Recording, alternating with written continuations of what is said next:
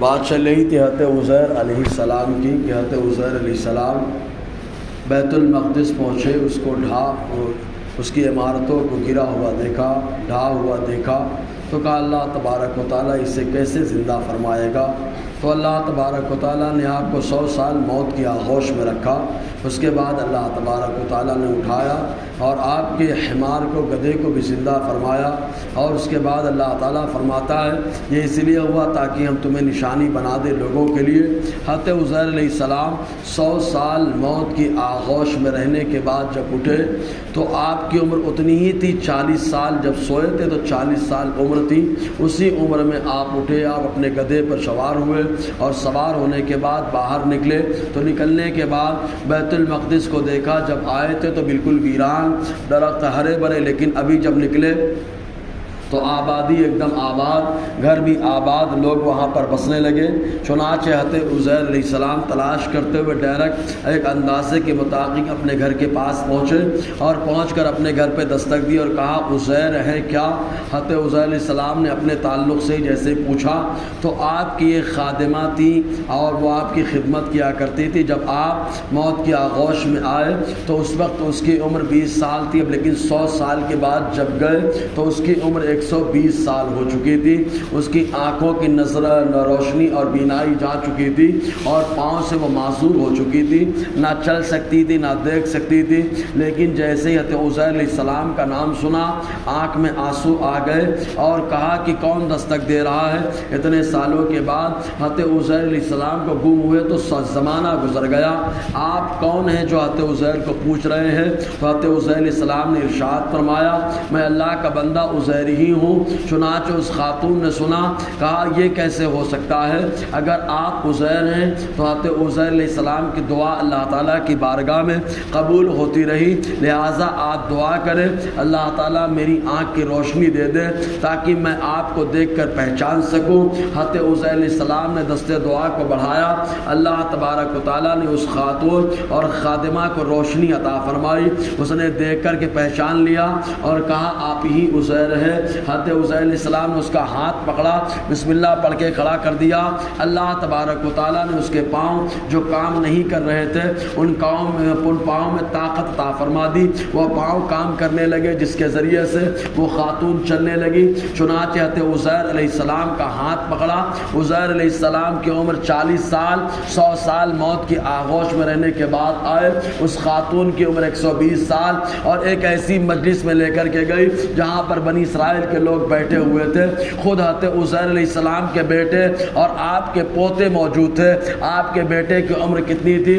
ایک روایت میں 118 سال، ایک روایت میں آیا کہ 120 سال، آپ کی عمر خود 40 سال، بیٹے کی عمر 118 یا 120 سال، اور آپ کے جو پوتے تھے ان کی عمر 98 سال تھی۔ چنانچہ حضرت عزیر علیہ السلام کے تعلق سے خادمہ نے لوگوں کو بتانا شروع کر دیا کہ ہم لوگ عزیر علیہ السلام کے تعلق سے مایوس ہو چکے ہیں، لیکن یہ اللہ کے بندے عزیر ہے جو ہمارے سامنے آئے اور انہوں نے پوری داستان مجھے بتایا کہ کیسے 100 سال موت کی آغوش میں رہے اور اللہ تعالیٰ نے کیسے دوبارہ زندگی عطا فرما کر ہمارے درمیان بھیجا ہے۔ چنانچہ حضرت عزیر علیہ السلام کے بیٹے کھڑے ہوئے اور انہوں نے کہا میرے والد کے دونوں کاندھوں کے درمیان ایک بال کا ہلال تھا، یعنی جو چاند کی طرح بال کا تھوڑا حصہ تھا۔ چنانچہ حضرت عزیر علیہ السلام نے کہا دیکھ سکتے ہو؟ چنانچہ آپ کے بیٹے کھڑے ہوئے اور ہٹا کر کے کپڑا دیکھا تو وہ ہلال موجود تھا، پہچان لیا، کہا عزیر علیہ السلام یہی ہمارے والد ہے۔ حضرت عزیر علیہ السلام نے اس وقت لوگوں سے کہا تمہارے پاس تورات نہیں ہے؟ بخت نصر بادشاہ نے تورات کے سارے نسخوں کو جلا دیا تھا اور کسی کو دریا برد کر دیا تھا، اس طریقے سے ختم کر دیا تھا۔ حضرت عزیر علیہ السلام تورات کے حافظ رہے، آپ نے تورات پڑھ کر کے سنایا، لوگ بڑے خوش ہو گئے، لیکن کچھ لوگوں نے یہ کہا یہ وہی تورات ہے جو موسیٰ علیہ السلام پہ اترا تھا یا اس میں کمی بیشی کر دیا گیا؟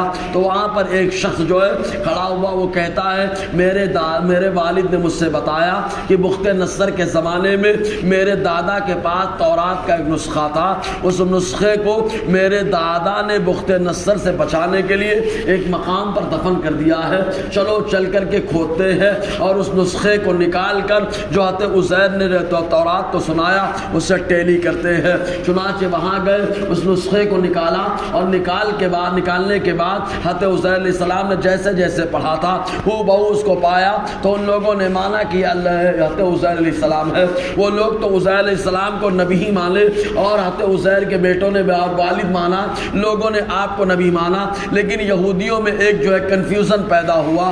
اس 100 سال موت کی آغوش میں رہنے کی وجہ سے ان لوگوں نے معاذ اللہ حضرت عزیر علیہ السلام کے تعلق سے ایک نظریہ قائم کر لیا، کہا یہ اللہ کے بیٹے ہیں معاذ اللہ، کیونکہ اللہ تعالیٰ کے بیٹے ہیں تبھی تو اللہ چاہتا ہے جب چاہے ان کے پاس جائیں اور جب چاہے آ جائیں، لہٰذا یہ اللہ کے بیٹے ہیں معاذ اللہ۔ حالانکہ اللہ تعالیٰ خود رد فرما رہا ہے اس انداز میں کہ جو بیٹا ہوتا ہے وہ باپ کی طرح ہوتا ہے، بادشاہ کا بیٹا بادشاہ ہوتا ہے، تو اگر خالق کا بیٹا ہوگا تو اس کو بھی تو خالق ہونا چاہیے تھا، اس کو بھی تو موت نہیں آنی چاہیے تھی، اس کے بھی تو معاملات ایک دم جو ہے موت و زندگی کا معاملہ ایک دم کلیئر ہونا چاہیے تھا، نہ موت کا معاملہ ہونا چاہیے تھا، زندگی ہمیشہ کے لیے ہونی چاہیے تھی۔ لیکن عزیر علیہ السلام کا 100 سال موت کی آغوش میں رہنا یہ چیخ چیخ کر بتا رہا ہے کہ حضرت عزیر علیہ السلام اللہ کے بیٹے نہیں ہے بلکہ اللہ کے نبی ہے، اللہ کے پیغمبر ہے، اللہ کے بندے ہیں۔ اسی تعلق سے اللہ تعالیٰ ارشاد فرماتا ہے